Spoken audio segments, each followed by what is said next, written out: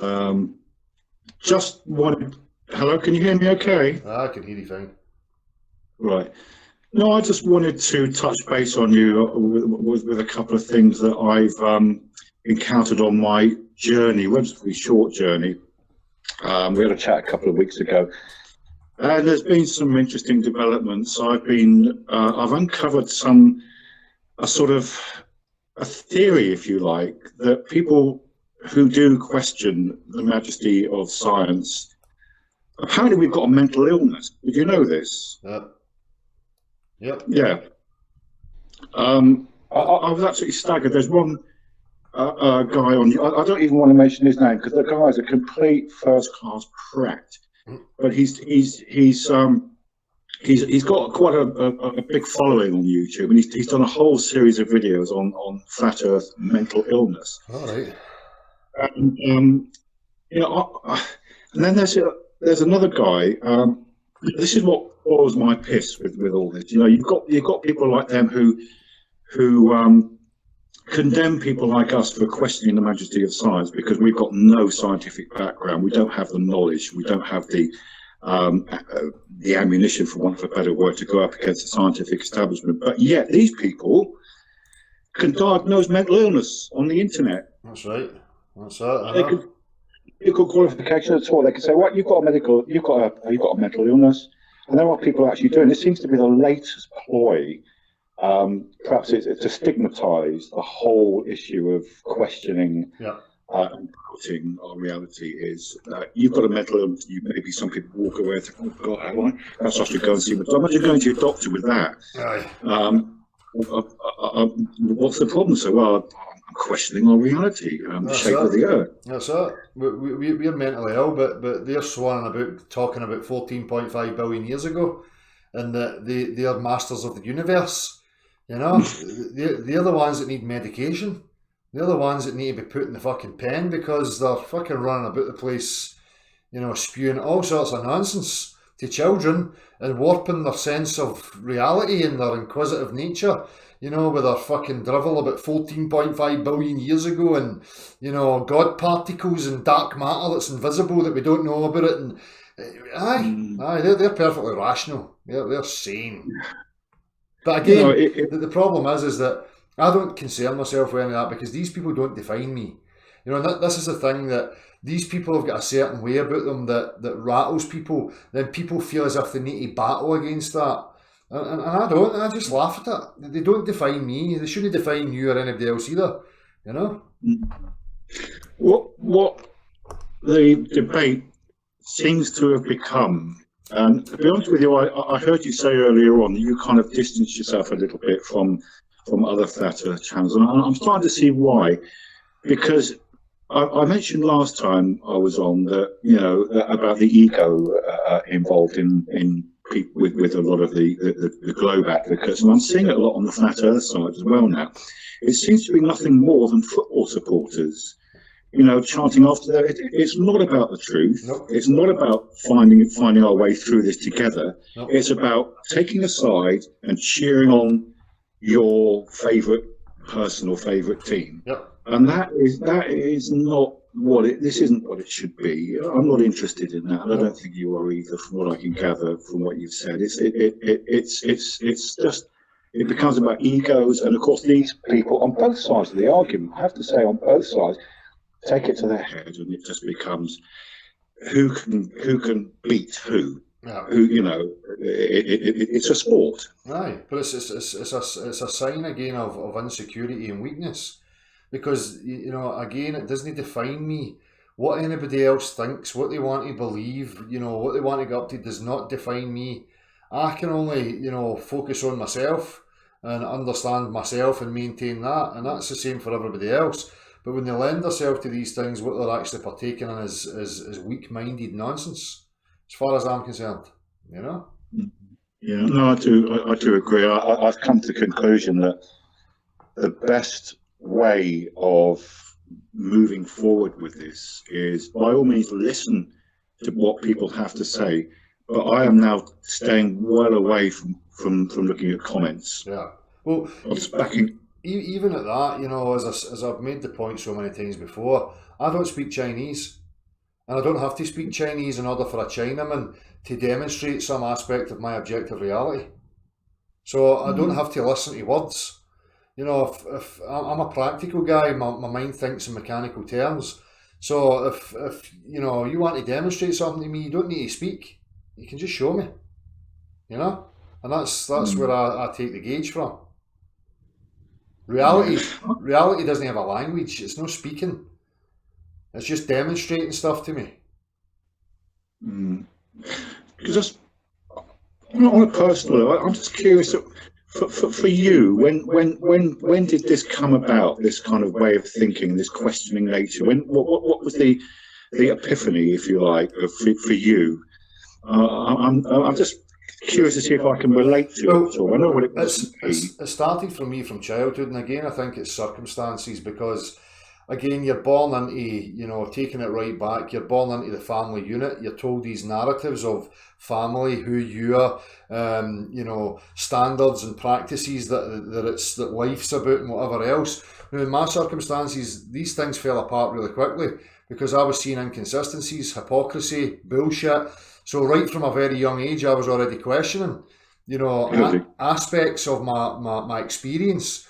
You know, and then, you know, obviously you get through your teenage years, you become enveloped in yourself and just chasing, you know, whatever you like. And then I go to my early 20s and I hit a depression point, and that's for me when I really started to question every aspect that's led right up to this point in time. So I think, you know, when you see inconsistencies of the ideas and the concepts, you know, regardless of what they are, that's when, for me, when you start to question, because they're no holding up, you know. So, I never. Yeah, it's completely different to me because I'm knocking on the door of 60 now. I'm in my late 50s, and you know, for me, it's been literally the last 6 months, and I went through my whole life just believing everything and feeling no reason to question. I mean, I was a huge science fiction fan.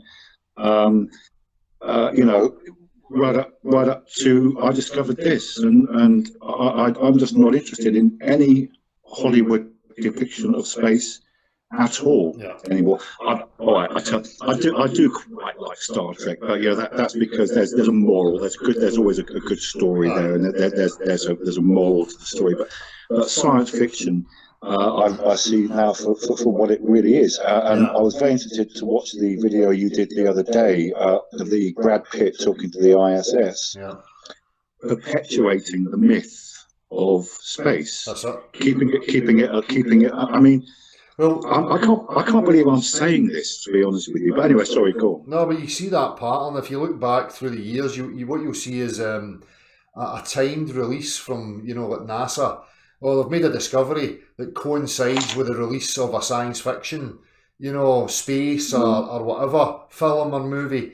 And again, the other day you seen it, you know, if you understand the language and what they're actually telling you, what they're saying is that, you know, it's great, Brad Pitt, you're great because you help to keep your business running, because you feed the imagination of people, and that, you know, reaffirms it in their mind that what we're up to is actually real, because they're stating the distinction. Oh, Brad Pitt's fiction, but we're real. You know, I mean, once you start delving into this, I can't remember who it was now that did quite a good presentation on this. The name escapes me now, but there has long been a connection between NASA and Hollywood. Yep. You know, the two seem to be intertwined, and as I say, I never had any reason to. I was a huge NASA fan. I mean, I had all the books, the collectible books. I even have an Amiga Speedmaster watch that I bought. It cost me 3 months' salary, that watch, because it was the first and only watch worn on the moon. Yeah. It all rings very hollow with me now. I feel like I was a complete sucker. I suppose. Because and this, I can't believe I'm saying this, but I'm actually starting to wonder now of the validity of space at all, especially in view of what I know you've touched on this about this whole business of the atmosphere and the infinite void of space, side by side. You know, that's not. It's contrary. It's contrary. It's contrary to You your actually experience. think of it, it's ridiculous. Of course, so that's the simplicity. But sometimes with these things, it's not until it's pointed out. You know, again, it's as I was stating earlier, it's contrary to your experience and your practicality of everyday living. These stories and narratives that you're telling you are totally absurd to how you experience reality.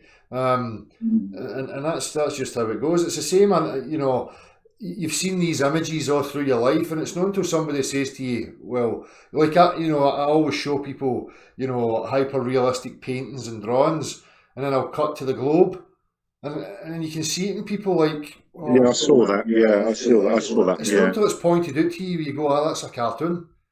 And then you start searching, was there a real photograph? Is there something that I can... And there's nothing. It's not there. No, But that's, I mean before it's the hypnotism. days. Sorry. Sorry, go on. It's just like being in a hypnotic trance.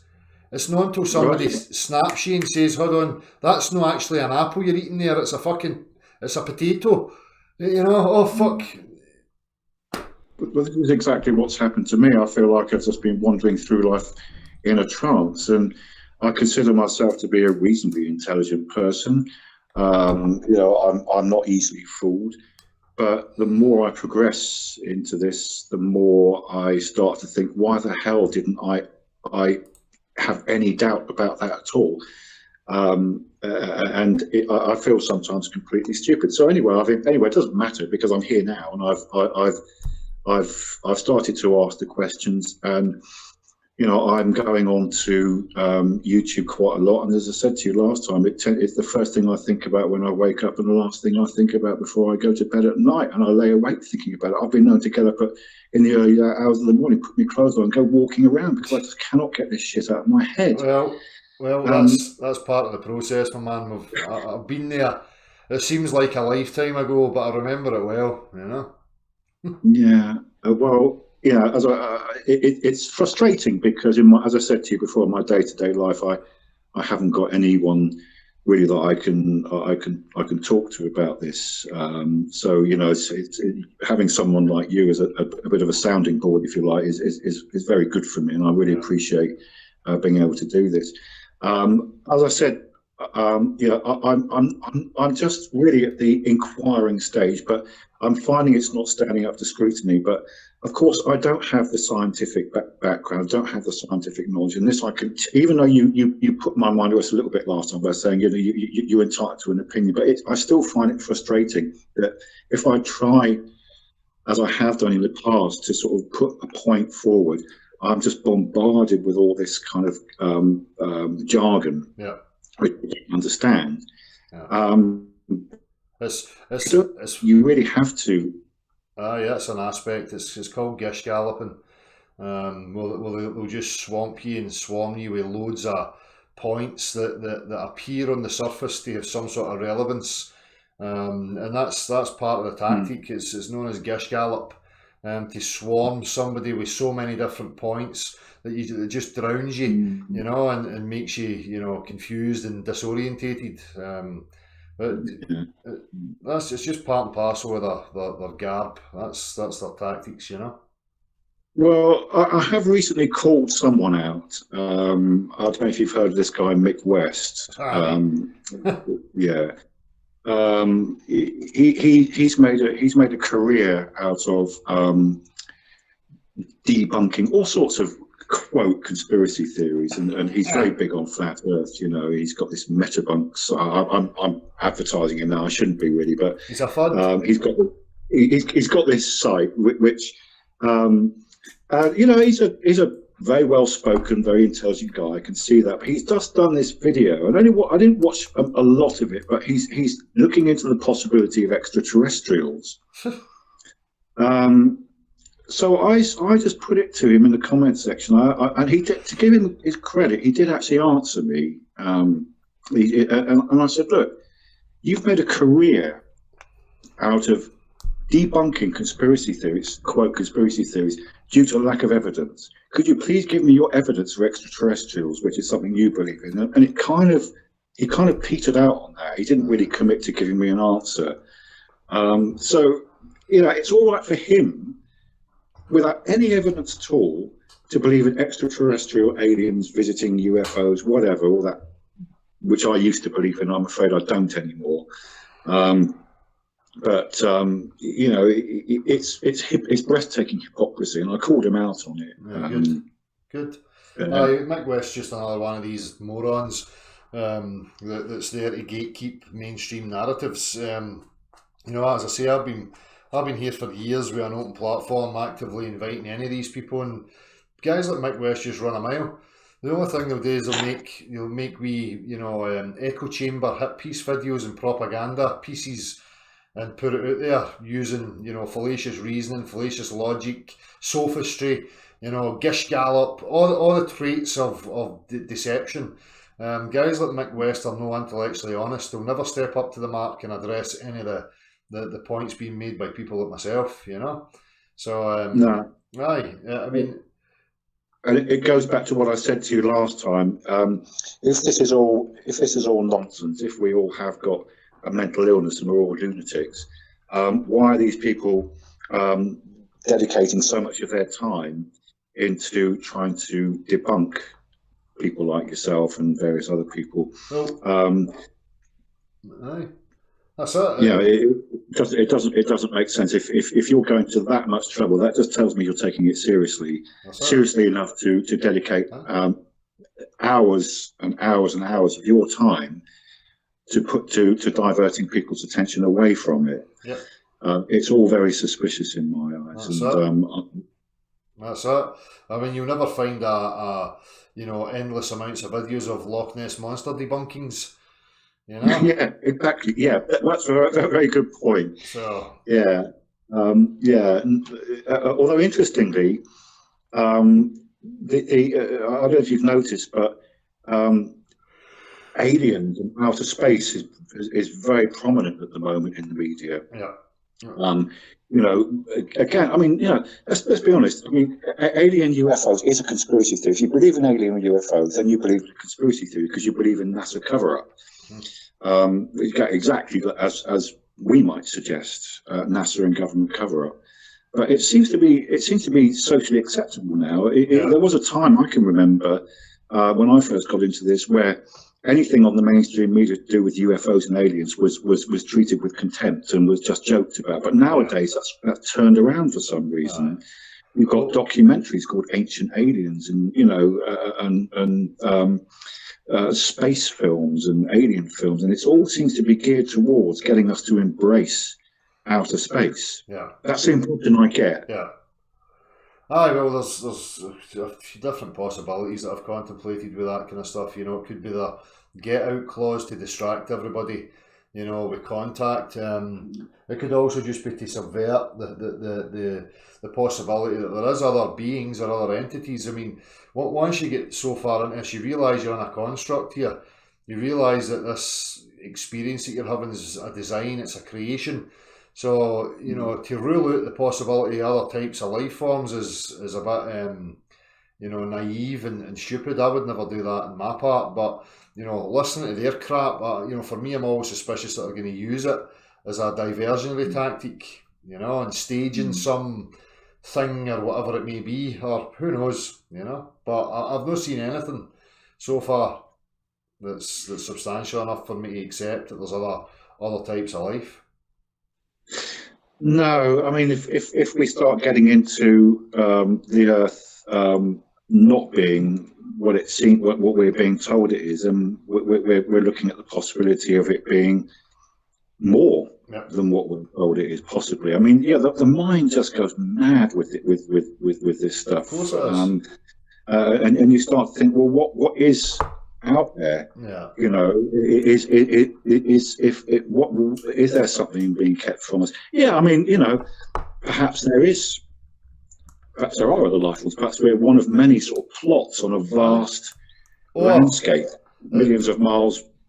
The other aspect that people overlook all the time is that maybe we are in some sort of containment that's impenetrable, and these groups or these people have taken the choice not to inform us of that because you know, how would the human being actually react if it was revealed to everybody that we were in some sort of construct that was impenetrable? and that we couldn't get out of it, and we didn't know what was beyond it. What would the psychological and emotional reaction of the general populace be to that? I would suggest possibly panic. Yeah. Certainly, this is one of the first questions I asked. Come on, if the Earth was flat, why bother hiding it? Why not just come clean and say, we live on a flat plane, flat motionless plane, life would go on as normal. But actually, it probably wouldn't, because human beings, being what we are naturally inquisitive, and there would be. If we were told that, one of the first questions you get asked in this debate is, "Well, show me the edge." So that's what people want to see, is where are the boundaries. Yeah. So if we were told this was our reality, and we did, well, the first thing people are going to do is there'd be massive expeditions to go and find the edge. Yeah. Because that is just human nature to like the first thing I think is.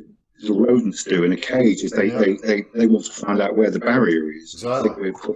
Exactly, but the thing about the majority of animals is when they find the boundary, they're just going to accept the confines that they're in. Where a human being is not going to do that, which is why the globe plays such a good role, because it's so finite and you're millions and millions of miles to anything else. So people are not going to have that curiosity to explore. Psychologically, you can see the mechanism that it's a useful tool to stifle the will for people to go and explore further. Does that make sense to you? That makes a lot of sense. So that kind of answered that question for me. Well, in fact, I kind of answered it for myself. I just thought about it, and I thought what I would want to know if I was given that information, and I would straight away want to know, well, where's the edge? I've got to find this. I need to know what are there other lands that I'm not being told about? We need to explore this. Yeah. It would be catastrophic, I think, to reveal any information like that to us, because we would just go on the rampage. Human beings are like that. We are explorers by nature. If any farmer takes the fence down, his cattle's going to spread out and go in all sorts of directions. And then that's it. Game over for the farmer. Yeah. So just to touch on I was watching a very interesting one of your videos where you go to the university and you chat to students, and you had these two guys, nice guys, and you were talking about the water bending, and how is that possible? Water finds its level, and I was sitting there and I was waiting for the word. I knew the word was coming. I thought any minute now, because these guys were intelligent guys. I think they were. One of them couldn't speak English very well, the other one did, and I think they had a scientific background. Any minute, any second now, and sure enough, gravity. Don't forget the effect of gravity. And I knew that was coming, and I had such a smile on my face when he said that, because that is the default, isn't it? That is anything that cannot be explained any other way. Gravity it's the magic of gravity. That's it. It's gravity of the gaps. Just utilize it for anything. It can achieve anything you like. Yeah.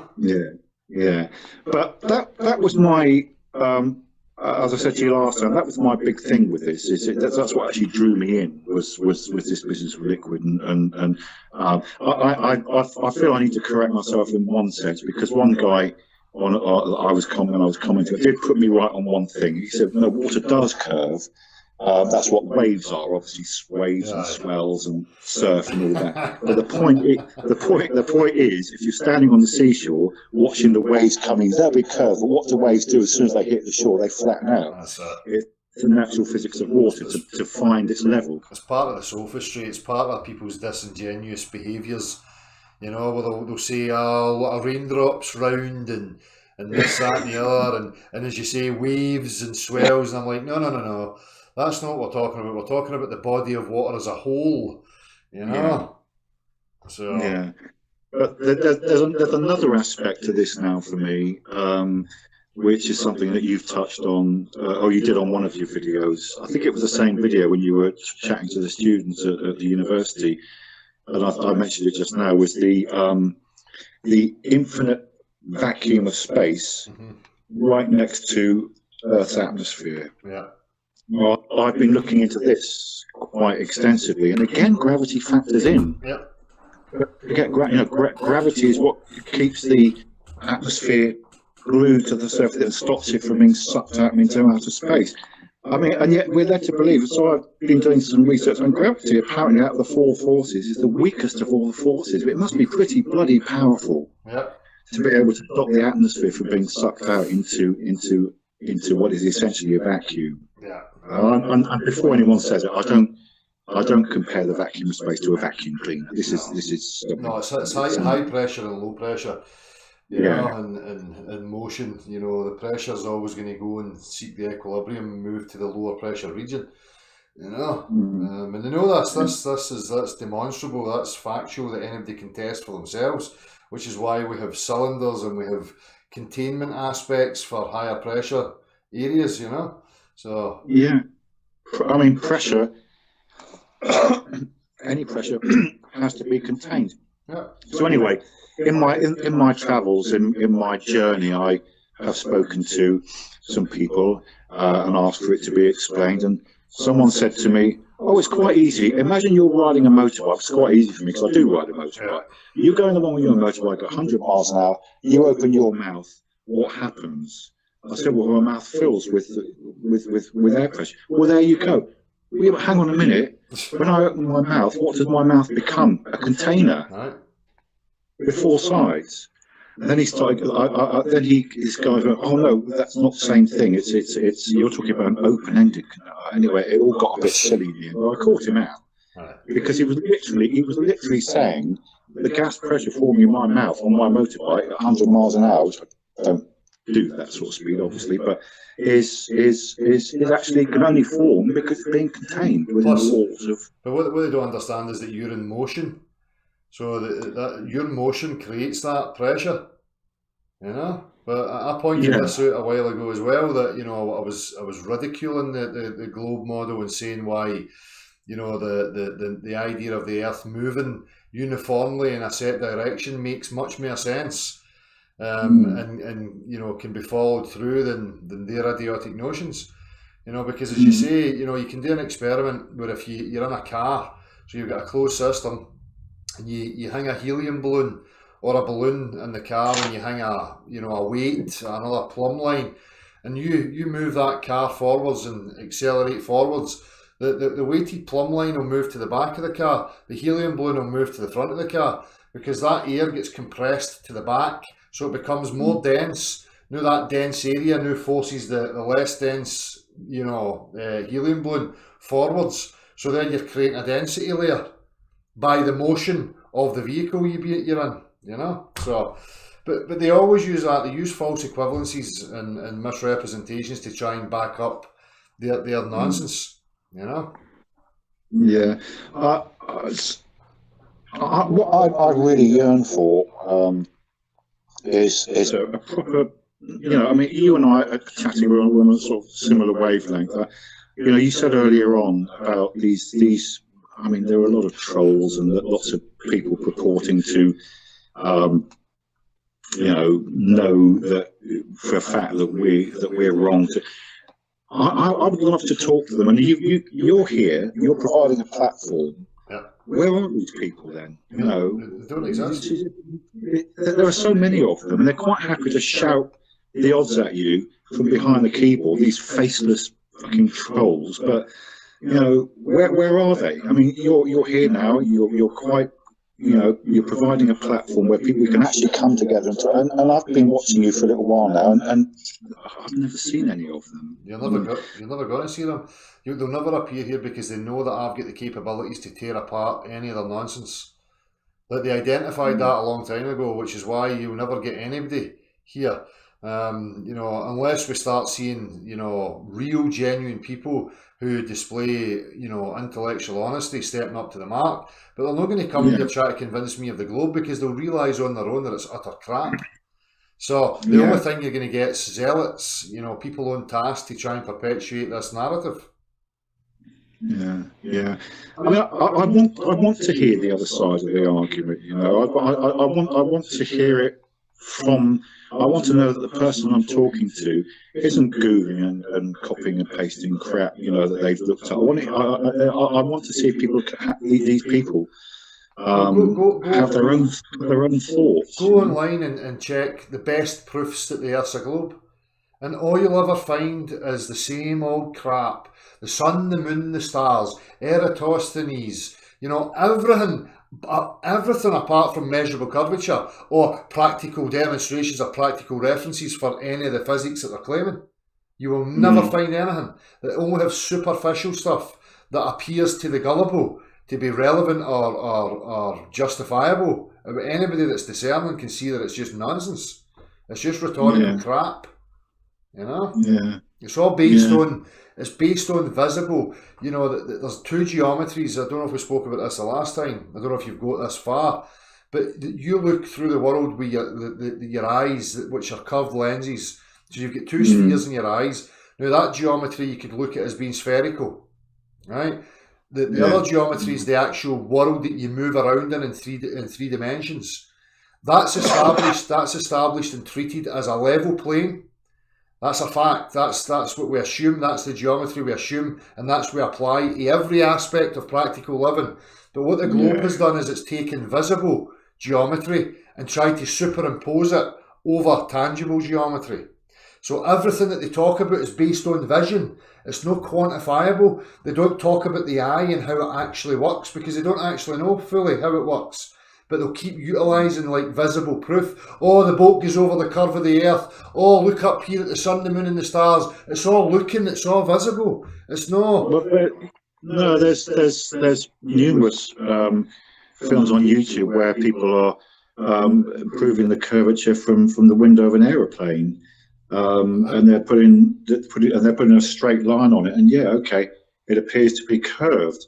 Slightly, but that's not a measurable, quantifiable proof. That's a visible phenomena. Are they articulating to you how the optical device and how the eye actually works? Because it's all curved, it's all round lenses, right? Right. Well, that's the point. They don't because they're not going to factor it in because they know it's hugely relevant. But here's a thing a test you can do for yourself. Don't look through a window. Go to a beach, like I can do it in the west coast of Scotland here that I've done many, many times before.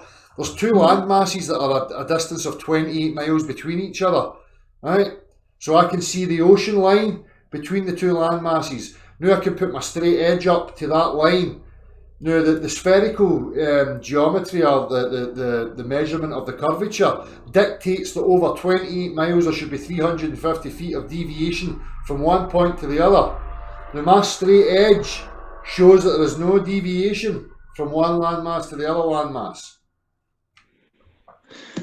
That's really interesting. That's something I'm going to have to, because I live quite near the sea as well. I'm going to have to try and find a spot to prove that for myself, because presumably if you're looking out to sea over that sort of distance, 20 miles, somebody at the other end observing the ship sailing away will still see that ship disappearing from the hull upward. Well, this is the thing, they only ever focus on straight out observation because there's a limitation to the angle of light that can get to your eye, right? But if you do this, I've said this so many times before, take an equilateral triangle. So you're observer A looking at this ship apparently going over the curvature of the earth. At point C in an equilateral triangle, so this other observer has you in sight and it has this boat in sight. So that person should be able to put a straight edge up between you and the boat and see a deviation, an elevation from you to the boat using the straight edge. It doesn't exist, it's not there. They only play on optical phenomena straight out in front of you because of how the eye receives light, the angle that's coming to your eye. That's what they're playing on. Yeah, and I've come across a video. You've probably seen it. I know it's done the rounds, but it's Neil deGrasse Tyson. He's talking about the Red Bull jump, which took place from about 24 miles elevation, something like that. And he makes a very big deal out of pointing out, quite rightly, that what you're seeing there is the effect of wide-angle lenses curving horizontal lines. Yep. not the curvature of the Earth. Yep. So that's the last person I expected to hear that from, Yeah, to be that's honest it. with you. But at the same time, Neil deGrasse Tyson's going to tell you that their ship's going over the curve of the Earth at 12 miles. But just as I've said, well, it must be there from left to right.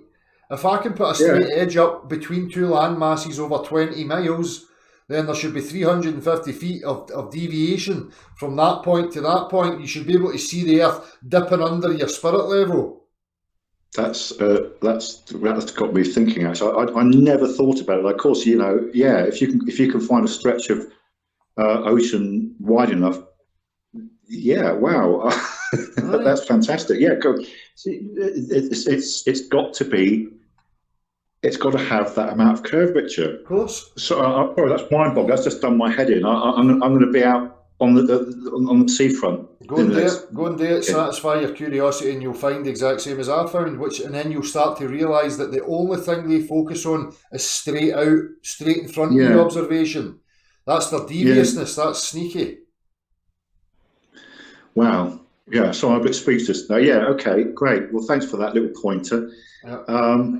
But yeah, just finally with this business of the atmosphere, the pressurized atmosphere on Earth, I mean, how do you explain to people? I mean, what the thing I keep on hearing is, what's it called? That gradients. That's it. Yeah. That's what I keep getting, and I don't understand what that means. Pressure gradients. Well, it's simple. I'll help you to understand it, right? Say we've got a set of scales here right now, okay, and we've got a tower of feathers, okay. Now we put that tower of feathers onto the scale, right? Now that scale has to be super sensitive and calibrated to know the full depth of the tower of feathers, right? So when the scales are at the bottom of the tower of feathers, it's going to give me a reading of, say, 20 kilograms, okay? Now, if I then take my scales and I bring them to the top and I lift one feather and I put the scales there and then I put the feather back down on top of it, the scales are probably going to read nothing. Because what they're talking about is a mass, a column of mass, right? Because air has mass to it. So when we're down here, we're under a column of sheer mass. Like if you go to the swimming pool, you'll understand it this way. If you go to a swimming pool and you dive downwards, you feel the increase in pressure. Yeah. Right. Now, if I take a cubic, meter of water, area at the top of that body of water, and the same at the bottom, right? There's less pressure up here than there is down here, but that doesn't mean that there's less water than there is at the bottom. Yeah. Do you understand? I do. So there's still water here. It's just that I'm under less amount, so there's less pressure bearing down on me. Yeah. But what you're saying, I mean, they're trying to make you imagine a kind of tapering of more and less, and then it slowly dissipates like a tapered, nonsense. Yeah, because even low pressure is still pressure. It still has to be contained. Of course it is. There's still air up there. Yeah. It's just that it's a different. You go up a mountain.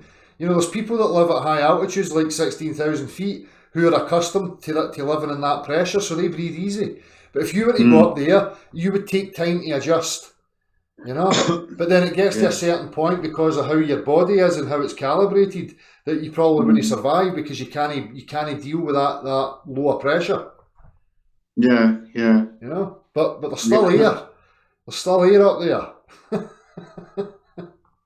Yeah. No, that's very well explained. Yeah. No, I appreciate that. Okay, well, once again, thank you very much for your time, Dale. We enjoyed the chat. Get your test done and let us know. Yeah, I shall continue my journey. Yeah. Thank you very much. Cheers, Gotta go. Cheers, all the best. Take it easy. Cheers.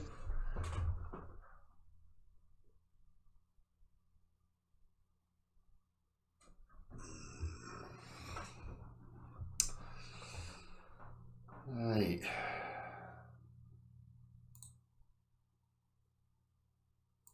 Let's see here.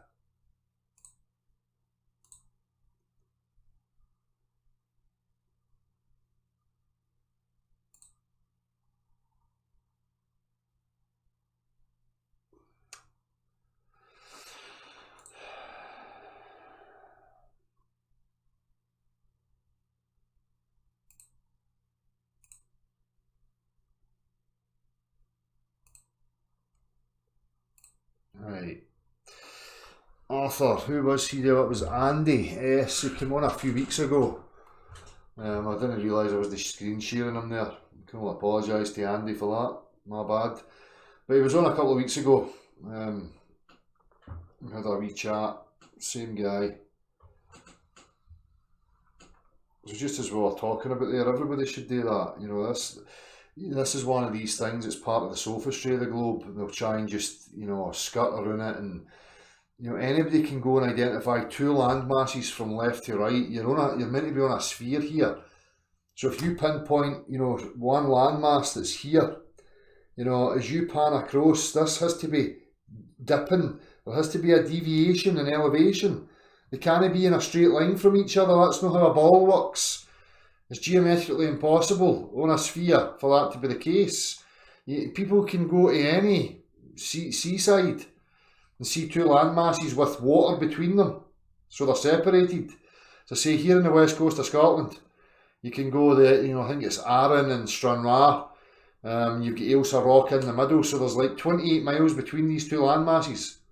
So you can take a 6 feet or a whatever size of spirit level you like, get it levelled, get it lined up to your horizon, your horizontal line, and you can trace it and you can see that it's no dipping at one end. There isn't a deviation.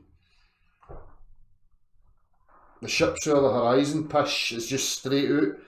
Optical phenomena, because you're so close to the ground, you're so small, and your eyes are spherical. You've got a curved lens. So the floor's rising up and the sky's coming downwards, and you're going to have a limit. You're going to have a limitation to how far you can see. But they can't get away with it from left to right. They don't like that. So what they're going to say? Oh, we're living on a cylinder. It's straight all the way across, but it's round that way. Crackpots. Absolute crackpots.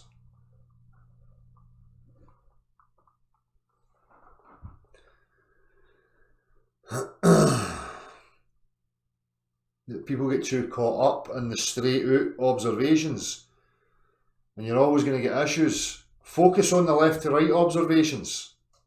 Everybody set out establishing that. Move away from the straight out observations. Everybody start hammering the left to right. Identify two land masses and show there's no deviation between them.